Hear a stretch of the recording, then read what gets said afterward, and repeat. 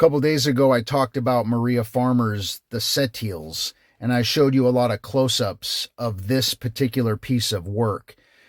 And if you don't remember, she came forward in 1996, the first known accuser of Jeffrey Epstein, and what her and her sister Annie experienced at the hands of Jeffrey Epstein and Ghislaine Maxwell.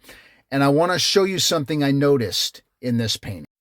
I want you to notice what it says below me. NYAA. You can blow this up if you need to. What is NYAA? The New York Academy of Art. And what does this have to do with Maria Farmer?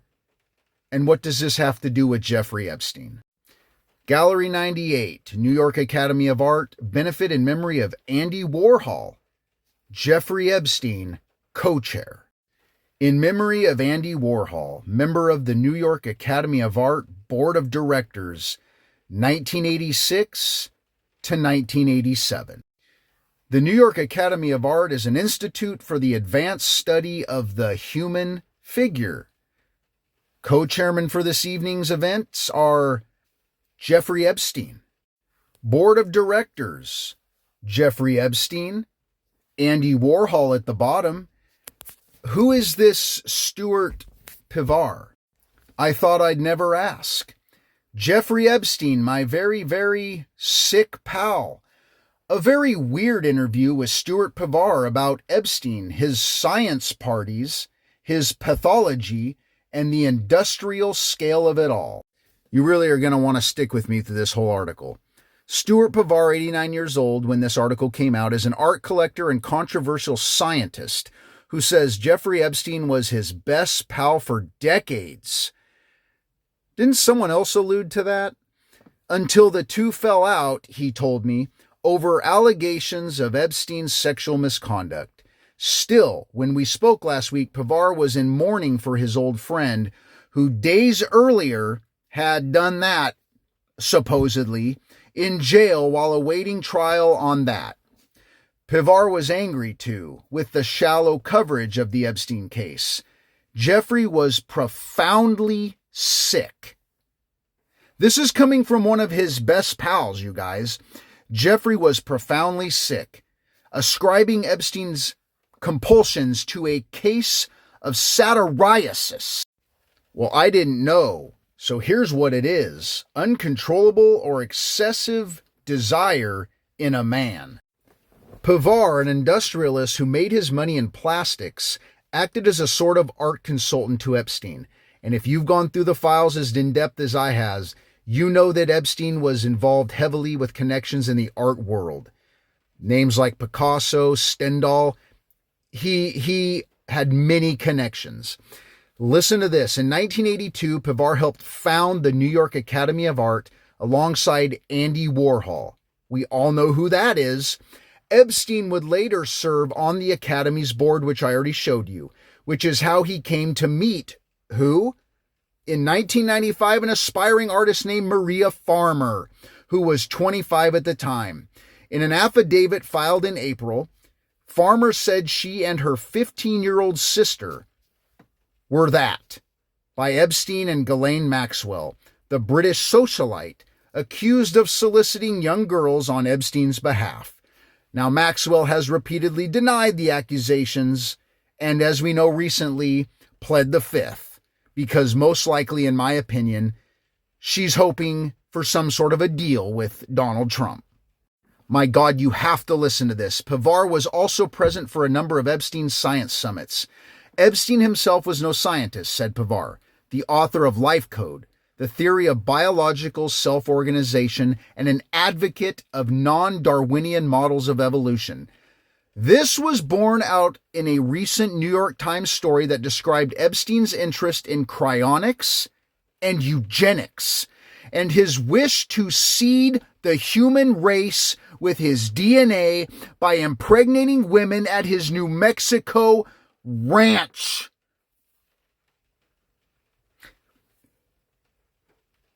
I'm getting chills right now. The story I did days ago about the FBI report that had been received and was never investigated where 2 girls were allegedly buried at the Zorro Ranch. I implore you to go watch that video. This is well known. This man who was his best pal talking about this, and we've seen it in the files.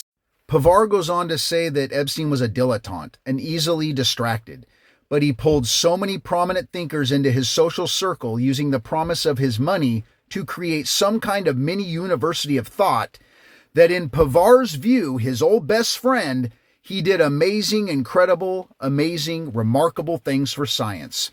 There were lavish dinner parties with the likes of Steven Pinker and Stephen Jay Gould, during which Epstein would ask provocatively elementary questions like, what is gravity? If the conversation drifted beyond his interests, Epstein was known to interrupt. What does that have to do with that? In his telling, Pivar ended his friendship with Epstein after learning from Farmer of her sexual assault. Some evidence of the tensions between Pivar and Epstein is lying in public view. In August 2007, Pivar sued a science blogger named PZ Myers and Seed Media Group, which hosted his blog, alleging defamation. Myers had lit into Pivar's work, calling him a classic crackpot.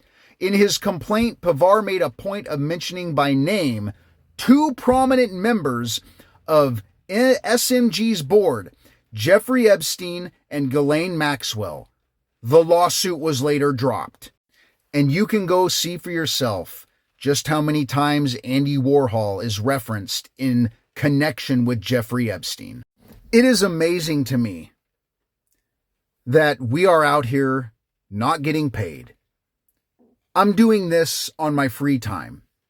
I've been out here for an hour making 2 videos. An hour I could have been inside with my children. I'm not doing this because it's a comfortable, enjoyable thing. I don't have a choice.